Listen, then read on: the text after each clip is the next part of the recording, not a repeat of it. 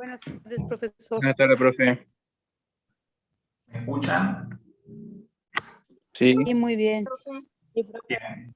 Bueno, hoy vamos a empezar la última semana de estas clases teóricas y voy a desarrollar una parte de la unidad 20 que hace referencia a hormonas. Y el próximo jueves les haré referencia a la otra parte que es drogas antineoplásicas. Quedará sin desarrollar antisépticos, soluciones de hidratación, que bueno, eso es fácil y no requiere mayor explicación para que ustedes puedan entenderlo, pero forma parte del programa de examen, motivo por el cual solemos preguntar en los exámenes, no los parciales, pero por ahí en los finales, que es una destroza fisiológicos y sobre desinfectantes. Como es bastante largo, voy a hablarles un poquito de hormonas y voy a empezar por tiroideas, que es más corta, y decirles a ustedes que en realidad cuando hablamos de hormonas, estamos hablando de determinadas sustancias que una vez que están en el organismo realizan una determinada función. Y por excelencia, la glándula que produce la mayor cantidad de hormonas es la hipófisis. Y la hipófisis ya habíamos visto cuando desarrollamos el tema de drogas corticoides, que realmente tenía dos partes, una parte anterior y una parte posterior. Bueno, vamos a hablar ahora de lo que es la parte anterior de la hipófisis. Ya habíamos hablado de la XTH en ese momento, hoy vamos a hablar de las hormonas tiroideas y de las hormonas sexuales. Cuando empieza la otra parte de la clase, que es la de hormonas sexuales, ahí van a encontrar la diapositiva de esto que les termino de decir. Entonces, para empezar con el tema de hormonas tiroideas, nosotros vemos que la tiroides es una glándula que está ubicada en la región anterior del cuello, todos lo sabemos, en la región cervical, tiene dos lóbulos y tiene un istmo, que ustedes pueden ver en la diapositiva, pero no es el objetivo de esto hablar de la anatomía, pero si nosotros le realizamos un corte histológico a esa glándula tiroideas, vamos a ver que tiene algunas células que tienen una importancia fundamental. Una de ellas es la presencia de las llamadas células foliculares, que ustedes ven ahí perfectamente, y la otra es la presencia de las denominadas células C o también llamadas células parafoliculares. Para ver las células C o células parafoliculares, producen la secreción de una sustancia que se denomina calcitonina. Y la calcitonina es una sustancia que tiene muchísima relación en la homeostasis del calcio. Nosotros no vamos a hablar nada de esta parte de la función de la glándula tiroides. Sí nos vamos a centrar en las llamadas células foliculares, que forman parte del folículo, como ustedes ven ahí, y que tienen como importancia fundamental la que produce las hormonas tiroideas, que es el motivo de esta clase. Sabemos que hay dos hormonas en función a la cantidad de átomos de yodo que tienen, la triiodotironina o T3 y la tetraiodotironina o T4, y realmente sabemos que estas hormonas tiroideas van a estar en relación con una hormona que se produce en la porción anterior de la hipófisis, que es la denominada TSH, que es la que va a regular, en definitiva, a la producción de estas hormonas tiroideas. Entonces, hecha esta aclaración, decimos que había dos hormonas que son la T3 y la T4, triiodotironina o tetraiodotironina. Pero la secreción tiroidea es fundamentalmente la tiroxina, esto es la T4 o tetraiodotironina. Y la T4 es una prohormona que se va a transformar en el hígado y en los otros tejidos periféricos en la forma activa de la hormona, que es la denominada T3. Entonces, T4, prohormona, forma activa, la denominada T3. Ahí vemos, para redondear esto y avanzar en el tema, lo mismo, la tiroides con una T4 que va a ser lo que nosotros vamos a administrar al paciente en el caso del hipotiroidismo o en los casos de reemplazo hormonal, y vamos a ver que esa T4, ¿sí?, que es la más importante quizás, pero no la más activa, va a ser regulada fundamentalmente a nivel hipofisiario por la TSH, hormona estimulante de la tiroides, como también se llama. Ahora bien, como toda glándula hormonal, está supeditada su regulación a un eje que es en este caso el que se llama eje hipotálamo-hipófiso-tiroideo, que es algo parecido a lo que nosotros veíamos como el eje hipotálamo-hipófiso-suprarrenal. Ese eje hipotálamo-hipófiso-tiroideo va a estar relacionado fundamentalmente con el hipotálamo. Ya les había adelantado en la clase de corticoides que los factores de estimulación hipotalámico se realmente pensaron como hipótesis de trabajo allá por la década del fines de la década del 40 del siglo pasado. Pero fue recién en los años 70 del siglo pasado y en el 80 y pico cuando realmente se aísla y se comprueba esa hipótesis de que había un factor liberador a nivel hipotalámico. Este factor que se produce en determinados núcleos, pero que nosotros podemos redondearle diciendo que es el hipotálamo, va a producir lo que se denomina TRH. La R es la traducción en inglés releasing, liberación, hormona de liberación tirotrópica. Nosotros podemos definirlo a esto como tirotropina. Así lo pueden encontrar. Entonces, el hipotálamo elabora un sistema, ¿sí?, de sustancias que van a ir a la adenohipófisis, que se denomina tirotropina, que es para que nuestra hipófisis, que ahí lo ven con otro color, produzca la TSH, que es la hormona estimulante de la tiroides. Y es esa hormona estimulante de la tiroides la que va a ir a la tiroides para regular la producción de T3 y de T4. Este es el mecanismo del feedback positivo. Todo empieza en el hipotálamo con un factor liberador que va a la adenohipófisis, y la adenohipófisis es la que produce la TSH para que nuestra tiroides produzca fundamentalmente T4. Y en los tejidos, si quieren decir, T3, aunque también se produce en la tiroides, obviamente T3. Ahora, existe un mecanismo de retroalimentación negativo, y ese mecanismo de retroalimentación negativo ocurre cuando la hormona tiroidea que existe en nuestro organismo, la forma activa será una T3, actúa sobre la adenohipófisis para frenar la producción de TSH y al mismo tiempo actúa sobre el hipotálamo para frenar la producción de TRH. Este es el ciclo del eje hipotálamo-hipófiso-tiroideo. Muy bien, ¿qué es lo que nosotros tenemos en el mercado y que damos como hormonas tiroideas? Damos esta sustancia que conocemos habitualmente con el nombre de T4. La T4 es una droga muy administrada, es una droga muy usada, puesto que los trastornos de las glándulas tiroides y principalmente el hipotiroidismo, que es su principal indicación, es una enfermedad sumamente frecuente. Entonces, ¿cuáles van a ser las indicaciones de T4? Las indicaciones de T4, la primera de ellas va a ser la sustitución hormonal. Siempre que ustedes tengan una glándula y que den una hormona, la primera indicación terapéutica que ustedes deben pensar es la de reposición, es la de sustitución, es decir, cuando hay una insuficiencia glandular. Entonces, van a ver en esta diapositiva una cicatriz en la región cervical que vemos habitualmente en los pacientes. Cuando nosotros vemos una cicatriz en la región anterior, ¿qué es lo que pensamos? Que ha sido operado de la tiroides. Esto es una tiroidectomía parcial o una tiroidectomía total, por neoplasias, por nódulos. La actual vicepresidenta de la Nación ha sido sometida a una tiroidectomía hace unos años total y ella usa reemplazo hormonal seguramente con T4. Entonces, siempre cuando ustedes ven esto, realmente piensen que el paciente va a tener que recibir de por vida T4. Entonces, Cuando nosotros vemos esa cicatriz, vamos a estudiar qué pasa con el eje hipotálamo, hipófisis tiroideo en estas circunstancias.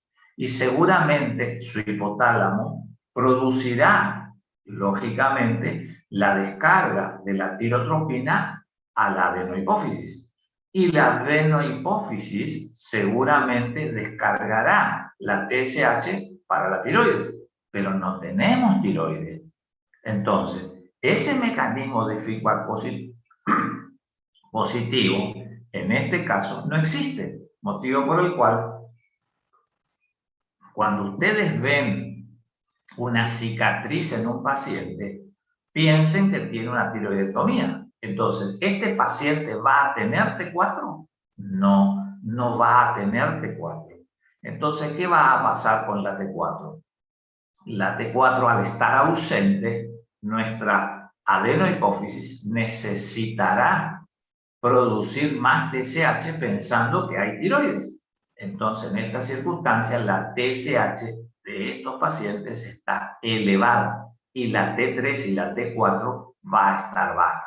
Eso es lo que ustedes van a ver acá, que en el hipotiroidismo la TSH está elevada y la T3 y la T4 está baja.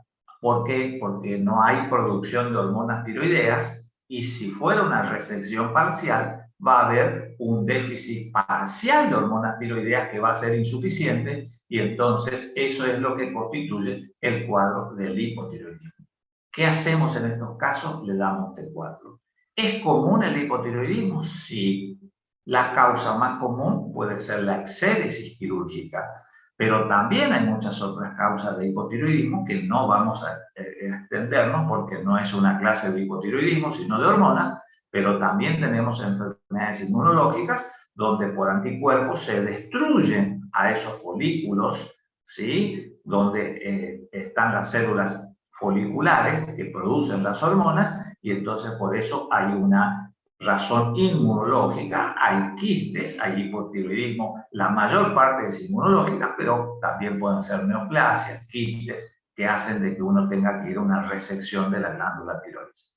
Hipotiroidismo tiene TSH alta con las hormonas tiroideas T3 y T4 baja y tiene una serie de síntomas que a grandes rasgos son fáciles de confundir muchas veces con enfermedades fundamentalmente reumáticas porque producen dolores articulares, dolores musculares y entonces eso es importante que ustedes lo tengan en cuenta. Bien, entonces, ¿cómo es el mecanismo de acción? ¿Cómo es la farmacodinamia de realmente la T4? ¿Cómo es la farmacodinamia? Entonces nosotros vamos a estudiar acá y vamos a ver que los receptores donde van a actuar las hormonas son los receptores de una gran familia de receptores que son los denominados receptores nucleares. Eso es importante. Y la función prácticamente es la misma que la de los receptores y de la familia de las hormonas glucocorticoides. También es el mismo de cómo actúa la vitamina D, cómo actúan los retinoides. Todos son un gran grupo de drogas que tienen el mismo mecanismo. Nosotros vimos que la glándula tiroides, a través de sus células foliculares, va a producir la T4 y la T4 se va a metabolizar en el hígado y en los tejidos de órganos blancos en T3 y tanto la T4 como la T3 van a ingresar al interior de la célula, al citoplasma de la célula.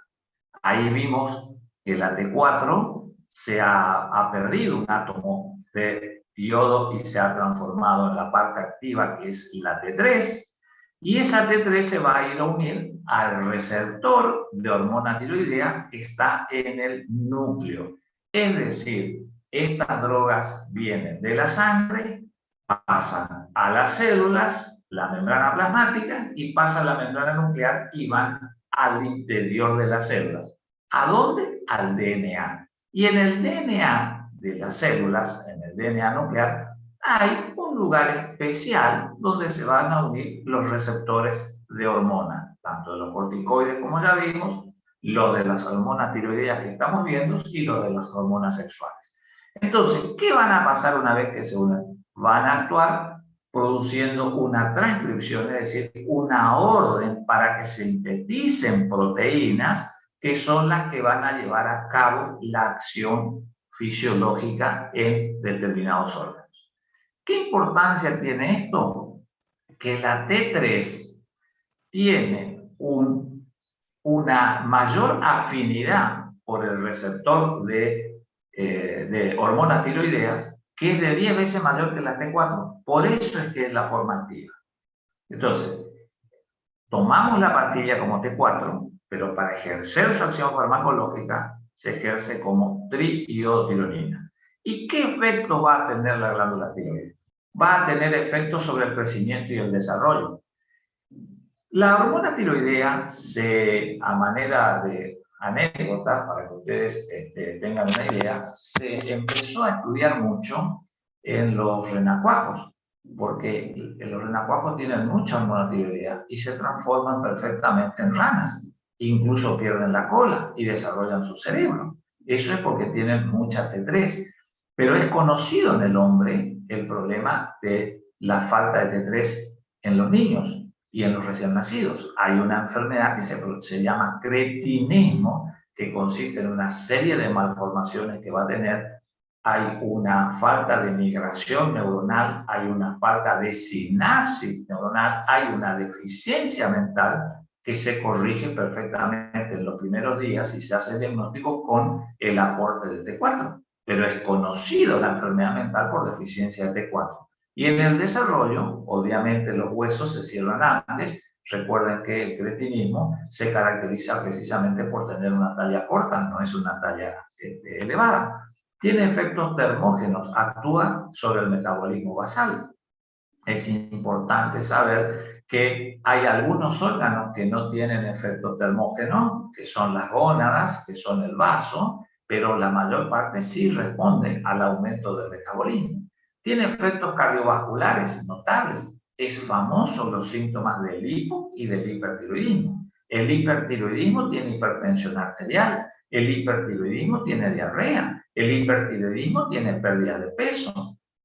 Caso contrario, el hipotiroidismo, ¿qué tiene? Edemas, tiene hipotensión, tiene derrame pericárdico. Es decir, los síntomas son bien diferentes cuando ustedes lean hipo o hipertiroidismo. Acá es importante los efectos cardiovasculares y los efectos metabólicos también son fundamentalmente muy importantes, principalmente con respecto a los triglicéridos. Hay un aumento de la formación o del metabolismo tanto del colesterol y de los triglicéridos. Por eso es que los pacientes que tienen hipotiroidismo cursan con valores de triglicéridos sumamente elevados. Es una característica, entonces, bien conocido el efecto metabólico de la T4.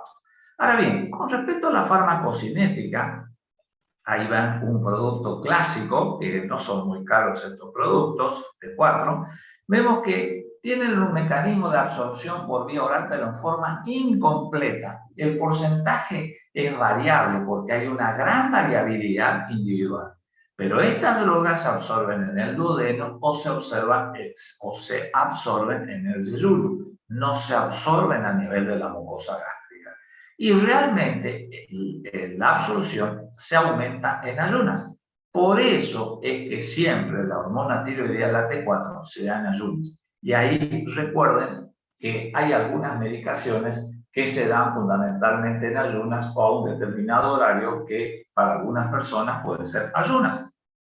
Recordamos que la hidrocortisona y los corticoides se dan a las 8 de la mañana, pero no por un problema de interacción con los alimentos, sino era por el ritmo circadiano, porque sabíamos que los niveles más elevados de hormonas glucocorticoides estaban alrededor de las 7, 8 de la mañana, como sus niveles más bajos están a igual hora, pero de la tarde. Bueno, entonces, si tenemos que dar hidrotisona, o sea, un glucocorticoide más T4, porque el paciente tiene una enfermedad inmunológica con destrucción de la glándula tiroides y con destrucción de la suprarrenal, que son las enfermedades endócrinas múltiples que existen y que son frecuentes, nosotros tendríamos que darle siempre a las 8 de la mañana el corticoide. pero le damos antes, fundamentalmente en ayunas, la T4. Por eso es que la T4 es una de las primeras medicaciones que se debe tomar.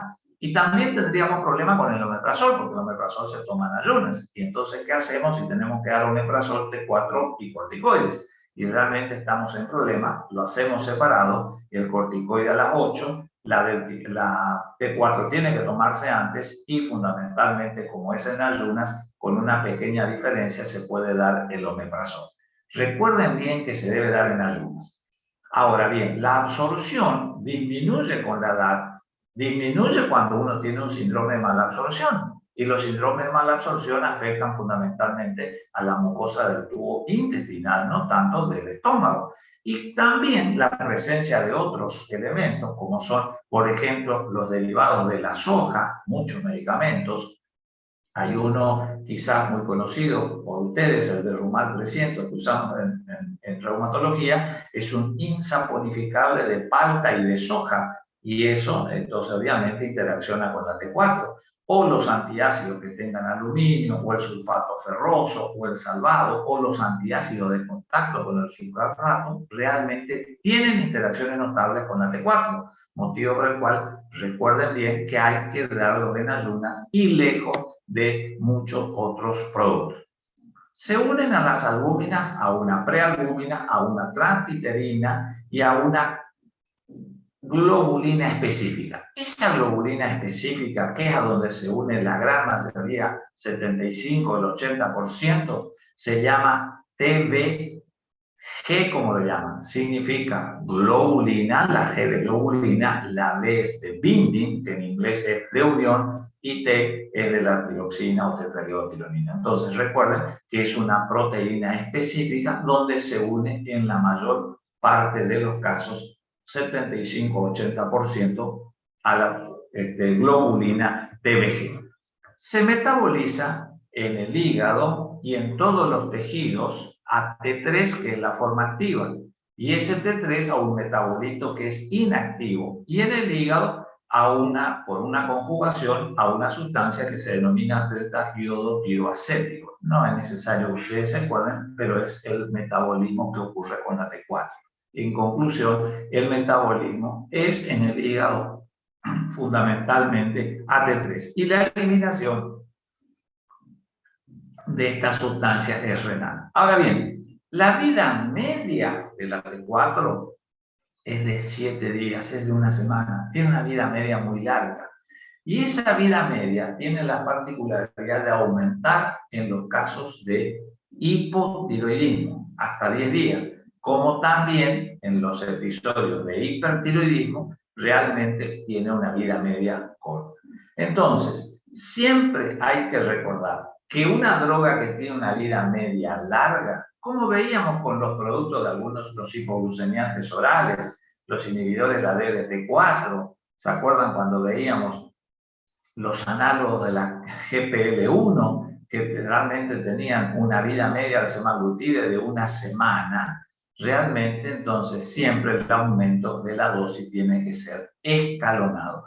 Esto es importante para evitar casos de hipertiroidismo, porque si nos pasamos, la primera medida con una intoxicación es retirar la dosis. Y sí, no le damos la dosis del día siguiente, se da un comprimido por vía oral por día.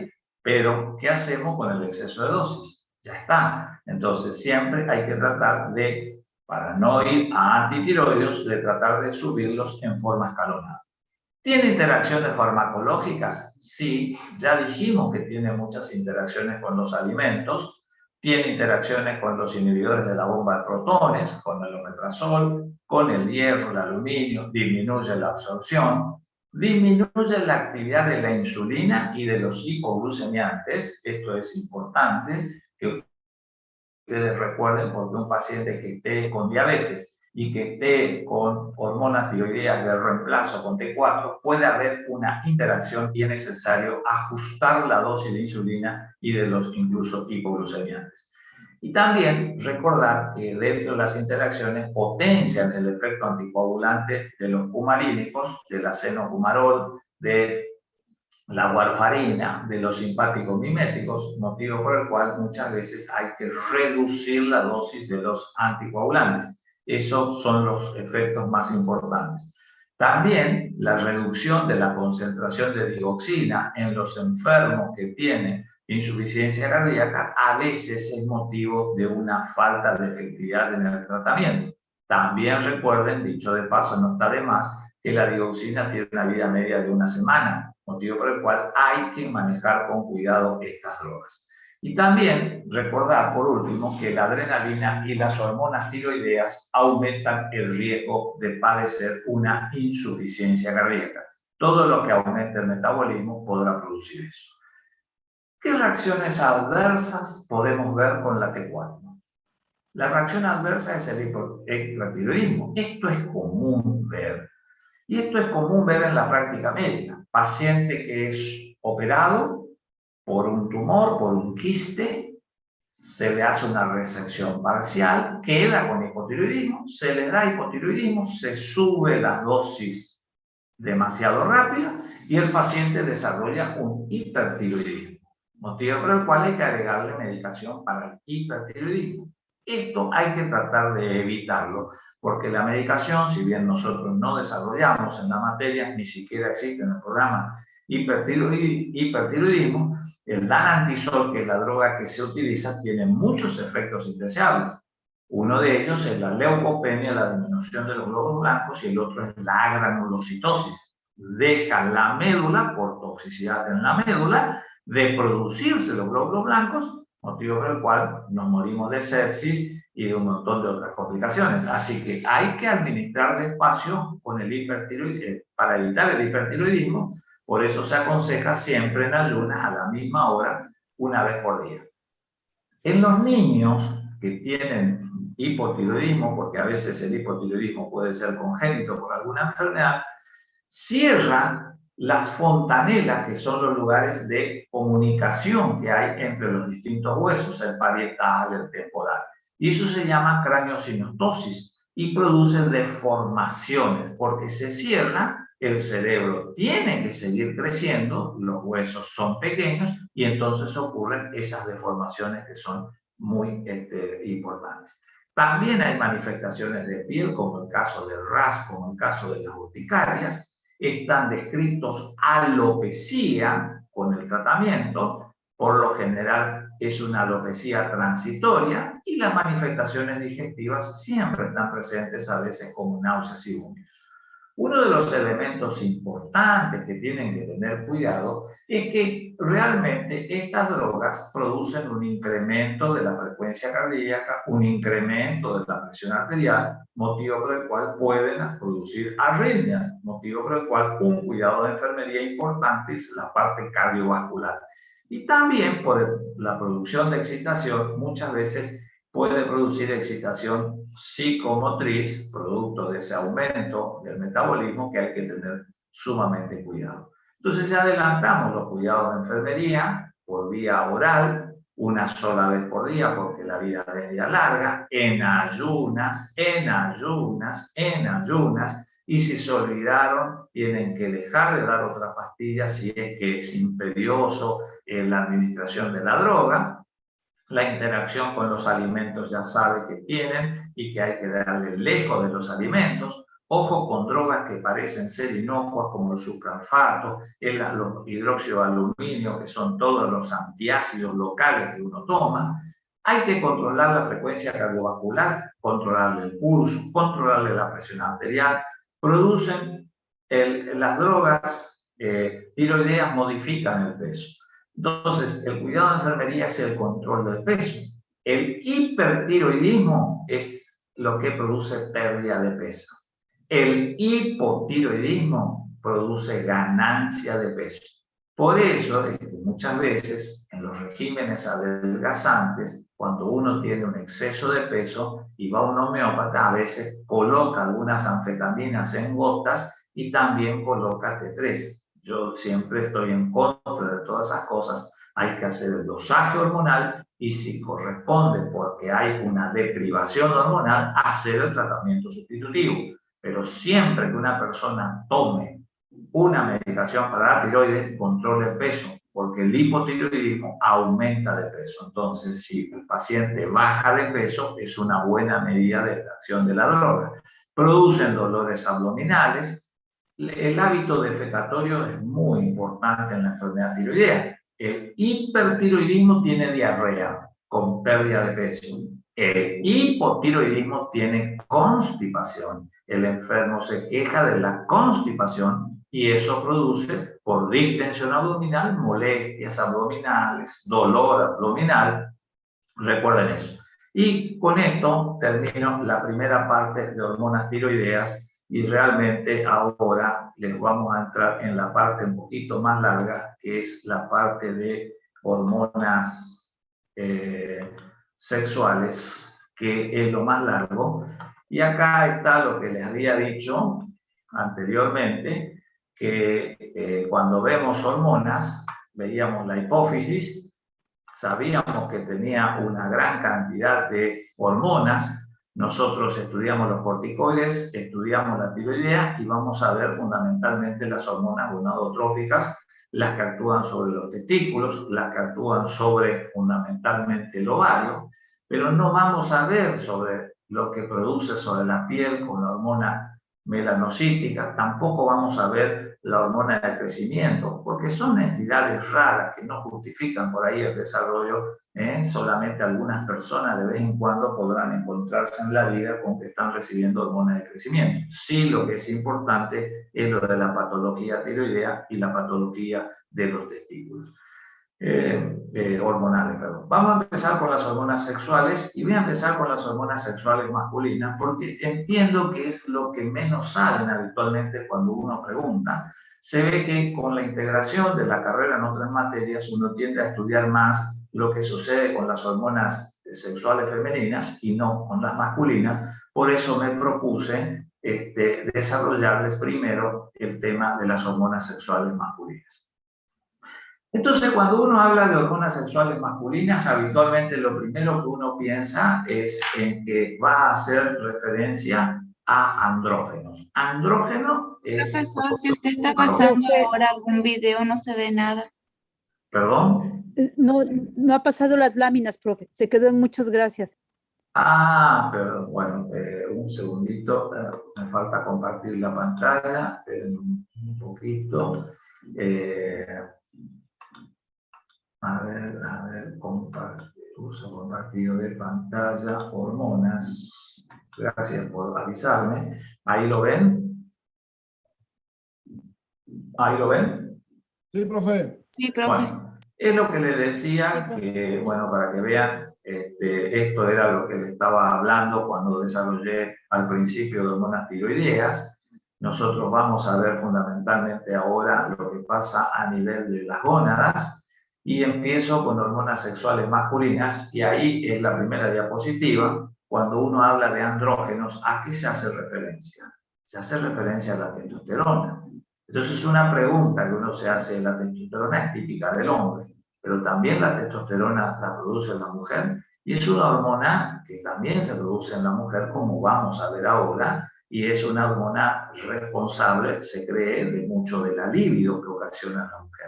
Pero vamos a estudiar lo que pasa con los andrógenos y la testosterona, que es la hormona por excelencia que se produce en las gónadas masculinas.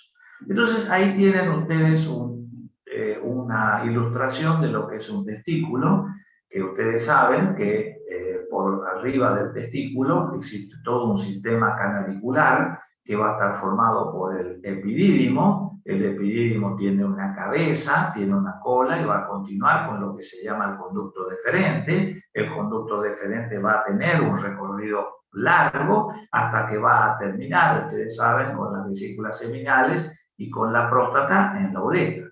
Y nosotros sabemos que el testículo tiene dos funciones: una función importante, que es la parte hormonal con la testosterona, pero también tiene una función importante con la producción de los testículos, de los espermatozoides. Nosotros vamos a hablar de lo que sucede con el testículo como hormona. Entonces, si nosotros vemos esta anatomía y repasamos a grandes rasgos y le hacemos un corte histológico a este testículo, Vamos a ver lo que aparece ahí, que el testículo va a tener una serie de tubos seminíferos, porque es un órgano que fundamentalmente tiene muchos túbulos, y va a tener unas células, y esas van a ser las células más importantes, van a ser las células de Leydig. Y las células de Leydig son las células donde se van a producir fundamentalmente la testosterona. Entonces ahí vemos un corte más ampliado de lo que es la histología del testículo, y vemos fundamentalmente que están las células de Leydig, que aparecen ahí en color naranja, que son células que están por fuera de esa estructura tubular seminífera y están cerca de los capilares, como toda célula que tiene una participación endócrina está habitualmente cerca de los capilares. Y ustedes ven que hay una membrana que recubre a ese sistema tubular. Pero también tenemos otras células, que son las células de Sertoli, y que tienen una estructura totalmente distinta. Ahí ustedes ven una célula de Leydig, es una célula redonda, es una, ustedes lo saben por histología, es una célula poliédrica, es una célula fundamentalmente hormonal. Ahí tienen el color de lo que sería un corte histológico de las células de Leydig. Son células que tienen ese color fucsia, habitualmente acidófilas, ¿sí? Y también son, ahí está el nombre de células Leydig, y van a producir fundamentalmente la testosterona. Células de Leydig son las responsables de la testosterona. Ahora bien, también tenemos que la testosterona va a estar relacionada fundamentalmente con la adenohipófisis, que es nuestra glándula madre en el sistema endocrino, y va a estar relacionado con una estructura que es la LH, o bien llamada hormona luteinizante.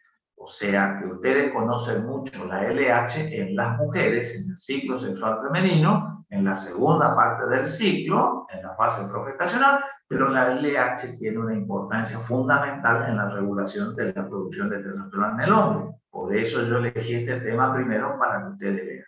Y también tenemos que la LH va a estimular directamente entonces a las células de Leydig, en lo que constituye el eje, por supuesto, hipotálamo, hipófiso testicular en este momento.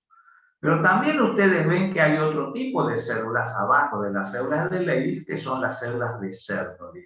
Las células de Sertoli, como ustedes ven ahí, tienen una forma cilíndrica, nada que ver con la forma redondeada. Las células de Sertoli tienen como función, ustedes lo saben por histología, yo simplemente lo recuerdo, que las células de Sertoli tienen como función la de sostén de esas células que forman parte del sistema. Son las células que le van a aportar el glucógeno a los espermatozoides, y son células que son fundamentales. Y todas las otras células que ustedes ven ahí, que están por fuera de las células de Leydig, al lado de lo que es la célula de Sertoli, son, que ahí ven perfectamente las células de Sertoli, son espermatozoides en distintos tipos de evolución. Los espermatozoides desde la espermátida, los espermatozoides de primer orden, los de segundo orden, hasta que el clásico espermatozoide está en la luz del tubo seminífero, y ese es el que va a seguir por el epidídimo, el resto del epidídimo, y va a ser expulsado fundamentalmente al exterior a través del semen. Esa función de fertilización es importante. Yo los traje acá porque hay centros que hoy se dedican mucho. Antes uno no podía tener un hijo y estaba condenado a no tener un hijo. Hoy uno no tiene un hijo y tiene un montón de técnicas, hombres y mujeres, de asistencia a la fertilización que realmente son importantes. Hay medicamentos, por eso es que es importante que ustedes realmente repasen esto, que seguramente lo saben. Entonces, esas células de Sertoli están relacionadas con la FSH, o hormona folículo estimulante, que ustedes saben bien que en la mujer es la responsable de la primera fase del ciclo, es decir, de la fase estrógena. Entonces, esta función es la que va a estar en relación con los espermatozoides. Recuerden, cuando uno habla de andrógenos, hay tres andrógenos: la testosterona, la dihidrotestosterona y la androstenediona, que se metabolizan todas a testosterona, motivo por el cual la hormona más importante a nivel del hombre, siempre recuerden que es la testosterona. Pero sucede algo parecido a lo que sucedía con la hormona tiroidea. La testosterona se transforma en su forma activa, que es la dihidrotestosterona, que es lo que ustedes ven en los libros como D, di, la H de hidro, la T de testosterona. DHT o dihidrotestosterona es la forma activa de la testosterona. Bien, entonces ahora, explicado ese poquito de anatomía, ese poquito de histología, ese poquito, vamos a ver un poquito la fisiología. Y acá vemos algo que va a ser común al hombre y a la mujer, que es lo que llamamos el eje hipotálamo hipófiso gonadal. Y ese eje hipotálamo hipófiso gonadal podrá ser hipotálamo hipófiso testicular o hipotálamo hipófisis ovárico, depende de qué gónada estemos estudiando. Entonces, esta diapositiva, lo que a ustedes les ilustra, es los tres componentes importantes. Parecido a lo de la tiroides, el hipotálamo, que va a producir una sustancia que se denomina GnRH en inglés. GN es gonadotropin, R de liberación y hormona. Significa la hormona liberadora de gonadotrofinas del hipotálamo.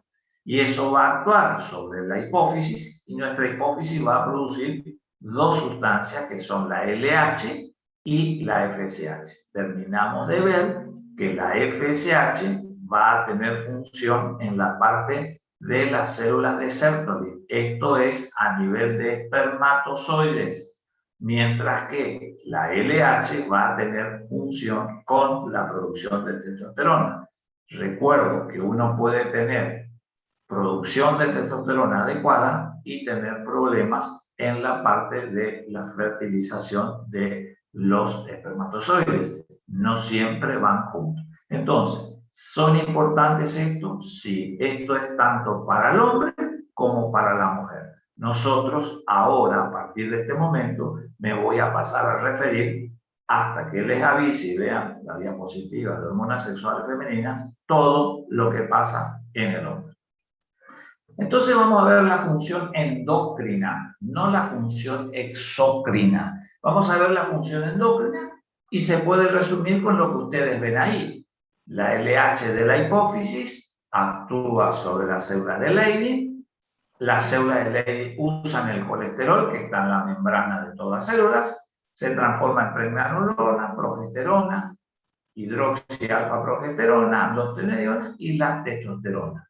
Normalmente se produce entre 5 y 7 miligramos por día de testosterona. Una mujer tiene 1,5. Bueno, tenemos 5 a 7 miligramos por día de testosterona. Y acá vemos que no solamente la testosterona se va a producir en los testículos. Sabemos que la testosterona también se produce en pequeña cantidad en las glándulas suprarrenales del hombre y de la mujer. Es decir, que tanto el hombre como la mujer producen testosterona en su respectiva gónada, el hombre con el testículo, la mujer con el ovario y la glándula suprarrenal de ambos. Entonces recuerden que la testosterona también se produce en pequeña cantidad en las suprarrenales de hombres y de mujeres. Bien, vamos a ver la testosterona. La testosterona es la encargada de la diferenciación sexual masculina. Esa es la que en la pubertad provoca el desarrollo completo de los órganos genitales. Es una hormona que también, ¿sí?, tiene algo que ver con la espermatogénesis. Ahí están los distintos grados a los fines esquemáticos.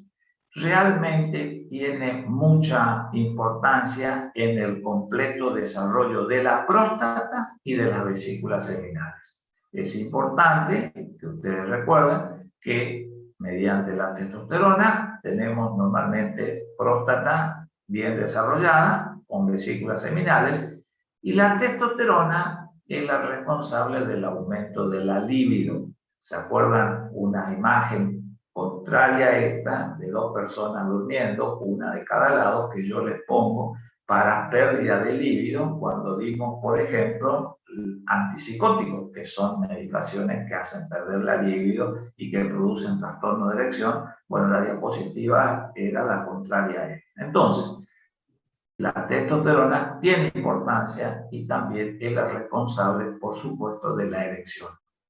Entonces recuerden que estos son algunas de las funciones. Pero también son importantes las testosteronas, no solamente por los caracteres sexuales primarios, como sería el desarrollo de la próstata, como es el desarrollo de la vesícula seminal, el desarrollo del testículo, el desarrollo de los escrotos, el desarrollo del pene, sino también que es importante por la aparición de los caracteres sexuales secundarios. ¿Y qué caracteres sexuales secundarios hay? La distribución del vello pubiano, del vello corporal.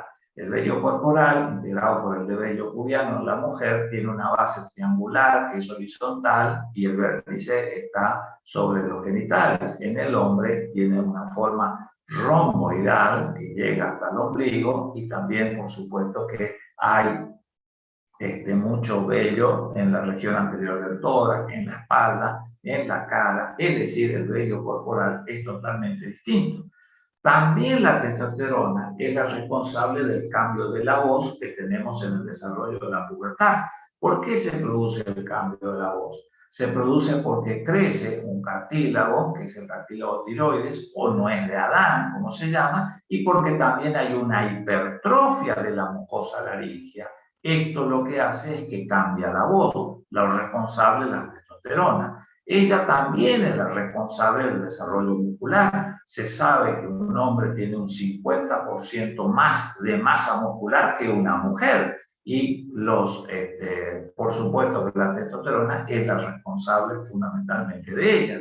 También es la responsable del desarrollo de los cambios en la piel. Si uno compara la piel del hombre con la de la mujer, la piel del hombre es más cinturada, es más gruesa, tiene más glándulas sebáceas, tiene más producción de sebo que el de la mujer. ¿Por qué? Porque la testosterona está íntimamente relacionada con las glándulas sebáceas. Recuerden que en la pubertad ese descontrol hormonal es lo que hace responsable a que uno tenga habitualmente el acné. Y también la testosterona es la responsable del crecimiento óseo mayor que tiene el hombre con respecto a la mujer. Bien, entonces, vamos a ver algunas características del eje hipotálamo-hipófiso testicular. Con respecto al eje hipotálamo-hipófiso testicular, sabemos que el hipotálamo entonces siempre va a producir una sustancia. En el caso de la tiroides era la TRH, tirotropina. Acá es la GN, que no está en la diapositiva, pero es la GN de gonadotropina, R de release y la N, la H de hormona liberadora de gonadotropina. Esa va a ir a la adenohipófisis y va a hacer que fundamentalmente nuestra adenohipófisis elabore LH y FSH. Por supuesto que cada una de ellas va a tener importancia fundamental sobre el testigo. Cuando nosotros vemos fundamentalmente, sabemos que las células germinales, ¿sí? Las células de Sertoli son, como les dije, células de sostén, son células que realmente intervienen más en relación con el espermatozoide, con la función exógena, pero las células de Leydig va a actuar la LH, esa es la responsable de la producción de testosterona. Miren, yo suelo decirle que es conocido quien escucha mi clase y quien no, porque cuando le pregunto sobre esto, hay una mnemotecnia que ustedes deben recordar. L con L en el hombre. L de LH, ¿dónde estimula? A la Leydig, célula de Leydig. Es fácil de recordar. Por ahí yo suelo marcarle siempre. Recuerden que es fácil. La L va con la L. O sea, LH en el testículo va a estimular célula de Leydig. Y célula de Leydig produce la testosterona. Que les quede claro. Es una regla para acordarse. LH es estímulo de la célula de Leydig que produce fundamentalmente la testosterona. ¿Hay una retroalimentación? Sí, hay una retroalimentación y la retroalimentación es negativa. Nosotros sabemos, obviamente, lo mismo que pasa en la tiroides, cuando tenemos la producción de LH que estimuló a la célula de Leydig y se produjo la testosterona, esa testosterona va a ir fundamentalmente a inhibir a la LH hipoficiaria y también va a ir al hipotálamo a inhibir la GnRH, o como también se llama, hormona liberadora de gonadotropina. Siempre tienen un mecanismo. Y por supuesto que los otros también, lo de la célula de Serpoli, a través de una sustancia que se llama inhibina, porque esto es para la producción exógena, que no me interesa mucho acá, porque yo les hablo de la parte endógena. Bueno, por si no entendieron, esta diapositiva lo único que hace es explicarles todo lo que venimos diciendo, que está escrito, así que para quienes hacen captura de pantalla, es importante que sepan que es todo lo que vine a hablar. Vamos a ir a la farmacodinámica de la testosterona, la farmacodinámica. Bueno, con respecto a la farmacodinámica, nosotros sabemos fundamentalmente que, como ustedes ven, la hormona luteinizante primero, que ustedes ven arriba del gráfico, va con la flecha al testículo, y el testículo va a producir la testosterona. La testosterona va a ingresar pasando la membrana plasmática de la célula. Ahí está, así había animaciones. La testosterona que se produce ahí va a pasar fundamentalmente al interior de la célula. Y en el citoplasma de la célula va a haber una enzima que tiene mucha importancia. Es una 5-alfa reductasa. Esta enzima es muy importante en los hongos porque es la enzima responsable de transformar la testosterona a su forma activa, que es lo que se llama dihidrotestosterona o DHT, como ustedes lo van a encontrar en los libros. Entonces, la 5-alfa reductasa es la que transforma a la testosterona en dihidrotestosterona. ¿Y qué va a hacer una vez esa dihidrotestosterona? Se va a unir al receptor. Y el receptor de testosterona, de hidrotestosterona, es también un receptor que está ubicado en el DNA. ¿Qué importancia tiene esto? ¿Saben la importancia que tiene? Es que la unión que tiene la dihidrotestosterona es mucho más evidente que la de la testosterona al receptor. Por eso dice ahí, los complejos son más estables que lo de la testosterona receptor, varias veces más estables. Y una vez que se ha unido al receptor y está en el DNA, se produce la transcripción, es decir, la orden para que se sinteticen en los ribosomas, que están de vuelta afuera, es decir, sale de vuelta del núcleo, y entonces se produzcan las distintas funciones relacionadas con la testosterona, que es lo que terminamos de ver, la regulación de gonadotropina, la espermatogénesis, la virilización, etcétera, cualquiera de las funciones. Conclusión: testosterona necesita en el citoplasma de una 5-alfa reductasa que lo transforma en dihidrotestosterona, y esa dihidrotestosterona se une al DNA de las células y da la orden para que se produzcan determinadas sustancias proteicas que van a actuar en los órganos blancos con las funciones que nosotros conocemos de la testosterona. Es decir, son receptores nucleares. ¿Se acuerdan la primera parte de farmacología? Cuando hablábamos de beta bloqueantes, cuando hablaban de alfa bloqueantes, estábamos hablando de receptores beta, hablábamos de receptores alfa, que estaban ubicados ¿dónde? En la membrana celular de una célula plasmática. Acá estamos hablando de receptores nucleares. Nucleares. Perfecto. Entonces, vamos a ver un poquito la farmacocinética. Ahí ven un preparado comercial de testosterona, real en Argentina, tiene ese nombre comercial medido, viene en ampollas de 1 gramo, 4 mililitros, una sola unidad por el envase, y hay distintas sales. Y acá yo le puse la que se utiliza, que es el undecanoato de testosterona. El nebrido que ustedes ven ahí es una sal que tiene como función aumentar la vida media. Ya vamos a ver. ¿Cómo se absorbe? Se absorbe por vía intramuscular. Se aplican estas no por vía endovenosa, son sustancias oleosas, motivo por el cual cuando uno aplica debe advertirle al paciente que puede ocasionar dolor, y de hecho el dolor es una molestia que aparece en los pacientes. Entonces, el undecanoato se debe colocar por vía intramuscular profunda. El undecanoato es una forma de depósito y la función que tiene esta forma de depósito es eliminar el primer paso de metabolización hepática que tiene la droga.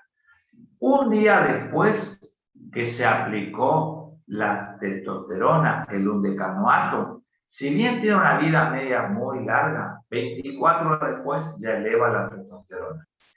Y normalmente cuando sale la testosterona de ese depósito que está en el glúteo, por ejemplo en el músculo glúteo, porque pusieron una inyección intramuscular ahí, a medida que se va liberando a la sangre, esterasas que hay en el plasma son las que van a desdoblar en la testosterona, que es la hormona, y el ácido undecanoico. Esto, cada uno de ellos va a tener un metabolismo distinto, ya lo vemos. La unión a las proteínas de la testosterona es alta, es 97%. Y ahí ven una proteína con una sigla que se llama SHBG. Yo le dejé así porque si ustedes toman los libros, se respeta la traducción del inglés. Significa la G, globulina, la B es binding, capacidad de unión, y la HS es hormonas sexuales. Entonces, se está uniendo a una globulina de unión para las hormonas sexuales, SHBG, y también se une a las albúminas. Todas las hormonas, por lo general, se unen siempre a una globulina específica. En este caso se llama SHBG. El 3% solamente es la forma activa y es la responsable de ejercer la acción.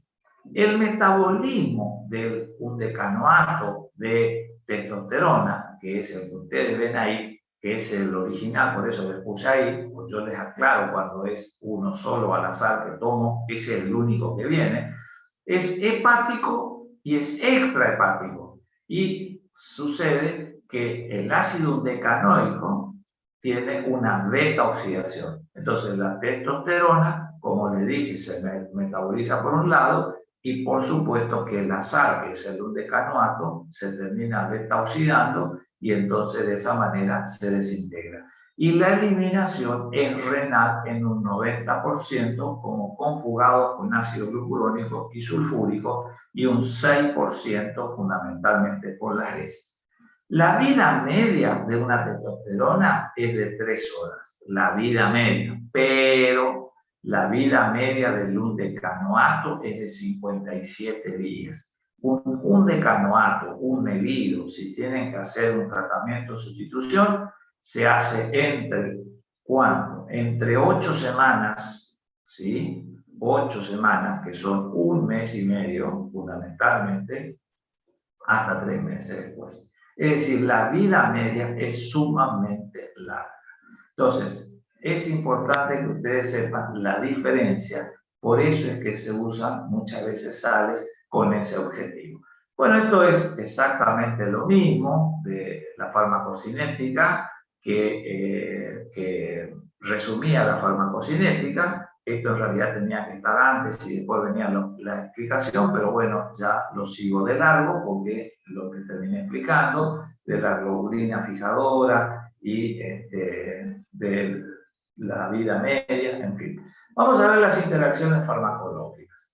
¿Tienen interacciones farmacológicas? Sí, hay interacciones. Los barbitúricos y otras drogas inductoras enzimáticas aumentan la eliminación de testosterona.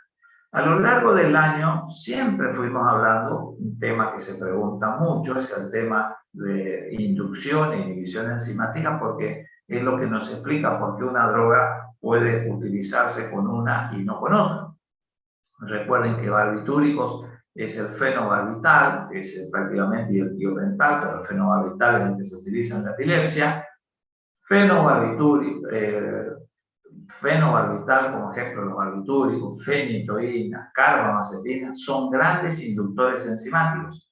Entonces, aumentan la eliminación de testosterona, motivo por el cual, si uno tiene que hacer un tratamiento de reemplazo hormonal, supongamos el caso de un traumatizado que tuvo un accidente y tuvo que hacerse una orquiectomía bilateral, quedó sin testosterona, bueno, obviamente que necesitará por el resto de su vida fundamentalmente un tratamiento de soporte, de sustitución. Y es importante en esos casos saber con qué drogas se pueden dar o qué no se pueden dar. Todos los inductores aumentan la eliminación de testosterona. También aumentan los efectos hipoglucemiantes muchas veces de la insulina, motivo por el cual hay que hacer un control extra en los pacientes que son fundamentalmente diabéticos. Y aumentan la actividad de los anticoagulantes orales. Siempre que ustedes den anticoagulantes orales, tienen que pensar en interacciones medicamentosas. Por eso es que es fundamental el monitoreo. En este caso, pueden aparecer manifestaciones de sangrado. Una sola diapositiva a título de información. Siempre se habla de la menopausia. Los hombres también tenemos algo que se llama la andropausia, que tienen esos síntomas. El problema con los hombres, que es diferente al problema de las mujeres, es que muchas veces es necesario, es más común ver el tratamiento de reemplazo hormonal en la mujer y no tanto en el hombre. Lo que pasa es que en el hombre, por lo general, coexiste a la edad que podemos tener la andropausia con la patología prostática. Y la patología prostática es la patología, una de las enfermedades más comunes del hombre mayor. La testosterona es una droga que es muy activa sobre la próstata. Si uno tiene un problema prostático, una hipertrofia de próstata, y tiene andropausia y uno da testosterona, sí, la testosterona sería útil para aliviar los síntomas de andropausia, pero seguramente aumentará el volumen de la próstata, aumentará la hiperplasia y podrá aún tener un CA de próstata, un adenocarcinoma, mientras que antes tenía una hiperplasia o, como se llamaba antes, adenoma de próstata. Ese es el motivo por el cual muchas veces no es tan frecuente la sustitución hormonal en el hombre como vemos con la mujer. ¿Qué reacciones adversas hay? En primer lugar, hay que, si viene el de una mujer ahí, no encontré la foto de un hombre ahí, así que aclaro que esto significa dolor, por lo que les vine diciendo que es dolor. Muchas veces otras reacciones adversas es el acné que aparece, que muchas veces no es tanto el acné, sino la hipersecreción seborreica que tiene, ¿sí? Y eso es por el estímulo directo que tiene sobre las glándulas sebáceas de la piel. Entonces, la presencia de acné siempre hay que tener en cuenta. Otra de las características que tiene la testosterona, que la diferencia de todas las drogas que vimos anteriormente, es que la testosterona produce un aumento del hematocrito. Siempre vimos que las reacciones adversas de las drogas son anemia, e incluso anemias graves como es una anemia hemolítica. En este caso, estamos viendo de una droga que produce fundamentalmente policitemia. Policitemia significa fundamentalmente aumento de los glóbulos, del porcentaje de los glóbulos. Más del 55% es una policitemia. La palabra vera es una enfermedad. Yo acá no podía tachar vera, entonces quedó como hematocrito y policitemia vera, pero en realidad es policitemia, ¿está? No es la enfermedad específica llamada policitemia vera. Motivo por el cual uno de los cuidados de enfermería es todo paciente, hombre, que recibe tratamiento con hormonas como la testosterona, debe tener control de laboratorio, porque puede tener una policitemia. ¿Y qué síntomas produce la policitemia? Produce síntomas cutáneos, produce prurito, picazón de la piel, produce fotosensibilidad muchas veces, produce ras, produce cefalea, zumbido de oídos. Entonces, son síntomas de hematocrito elevado. ¿Qué se hace? Se va al banco de sangre y se hace donante de sangre, como en algunas enfermedades, y realmente puede donar perfectamente sangre, porque lo que pasa es que se aumenta nada más que la producción de glóbulos rojos. ¿Qué producen? Hay que controlar el peso porque produce aumento de peso, fundamentalmente. Estas, como dice ahí, son sumamente frecuentes, motivo por el cual es de buena práctica advertirle al paciente que esto puede llegarmente a ocurrir. Las manifestaciones digestivas también son comunes con la próstata. También aparece fundamentalmente náuseas, puede aparecer fundamentalmente vómitos. Y recuerde que tiene un metabolismo hepático, motivo por el cual es importante hacer test de control hepático porque realmente puede ocurrir hepatotoxicidad, puede ocurrir aumento de las transaminasas. Yo no voy a hablar de que hay muchas otras sustancias que también son los llamados anabólicos, en el cual uno los toma en los gimnasios para incrementar el desarrollo de la masa muscular. Son algunos sintéticos que no tienen tantas funciones sexuales, pero que se caracterizan porque son tóxicos a nivel hepático. Entonces, siempre que uno da, trate de incentivar que el paciente se realice test de hepatograma. Como desarrolla mucho la masa muscular, a veces se producen mialgias, que son dolores de los músculos, y hay aumento de la CPK por el estímulo muscular, motivo por el cual siempre hay que pedir un test de la CPK, que significa creatinfosfoquinasa, que es una enzima que se eleva cuando hay una inflamación del músculo, motivo por el cual es motivo de análisis que se haga. Si las enzimas musculares están altas, hay que suspender el tratamiento, porque esa inflamación puede producir muchas veces que la mioglobina que está dentro de las fibras musculares, al romperse las fibras, pasen a la circulación. Y cuando uno tiene una CPK alta y sale a la circulación esa enzima, impacta sobre los túbulos renales y es tóxico y produce una insuficiencia renal. Entonces, no sucede esto habitualmente porque uno sabe, pide el test y suspende el tratamiento.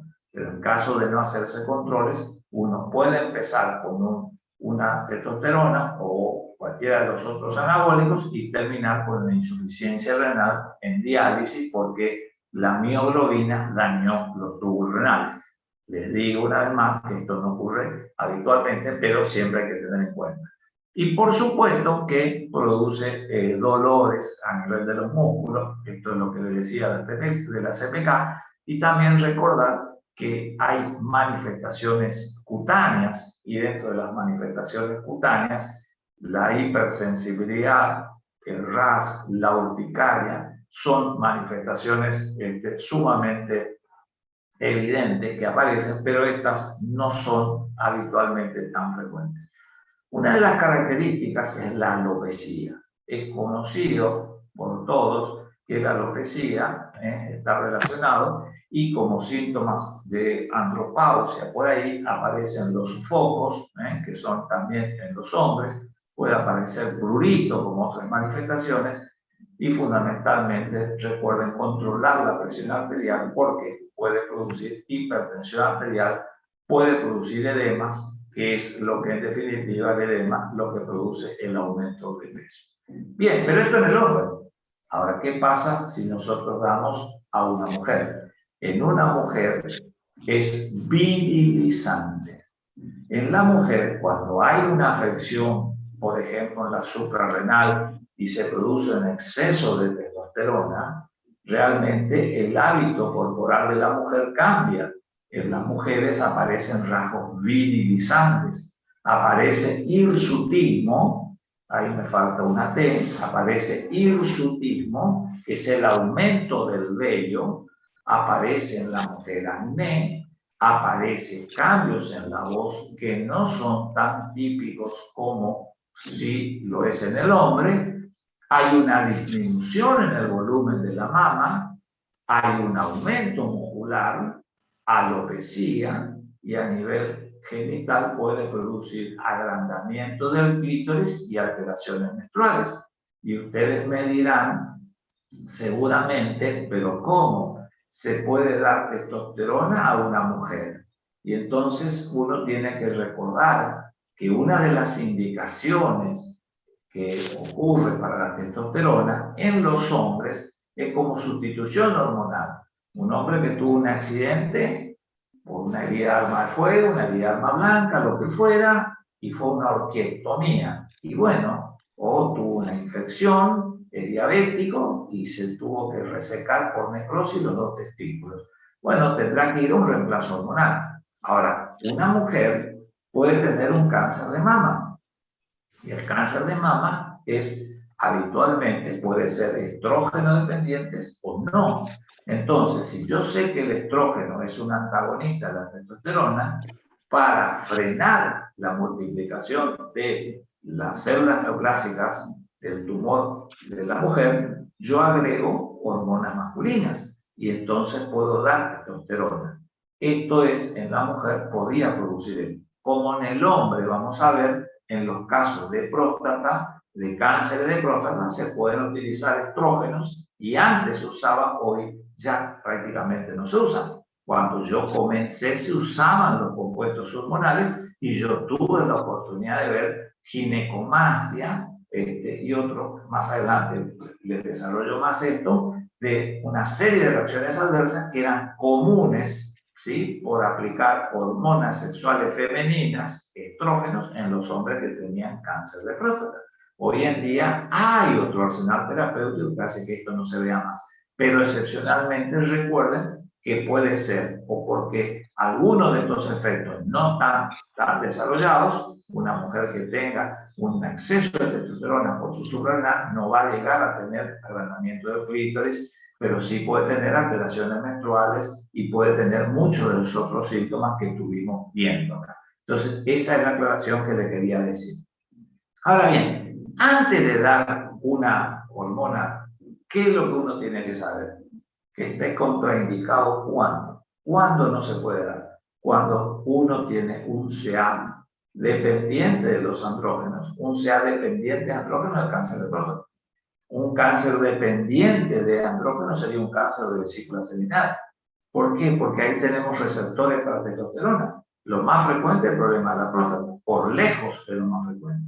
Entonces, si nosotros damos testosterona a un paciente que tiene un cáncer de próstata, se incendia. De un estadio inicial pasará a un estadio 4 y se morirá seguramente porque se desparramó, porque le dimos el combustible necesario para que se desarrolle la enfermedad. Entonces, recuerden fundamentalmente que tenemos que tener en cuenta que la testosterona está contraindicado cuando uno tiene un CA dependiente de estrógeno. Es lo que tenemos que tener en cuenta. ¿Qué cuidados de enfermería llevamos a cabo cuando estamos ante la presencia de indicar o de administrar esta sustancia? Cuidado con la vía de administración. Recuérdele y dígale que es una solución oleosa, motivo por el cual es dolorosa. Oleosa es dolorosa, motivo por el cual tiene que ser fundamentalmente intramuscular profunda. Recuerden que la administración tiene que ser lenta, ¿sí? Ni muy lenta para que se precipite dentro de la aguja y tengamos que retirar la aguja y volver a pinchar, pero no tampoco de forma brusca, porque vamos a producir mucha rotura y liberación directamente a la sangre. Y eso es importante porque cuando se trata de una sustancia oleosa hay que evitar la microembolia pulmonar. Algo parecido a lo que pasaba con la penicilina de depósito. Entonces es un juego entre la lentitud que tiene que llevar y que se nos tape la jeringa.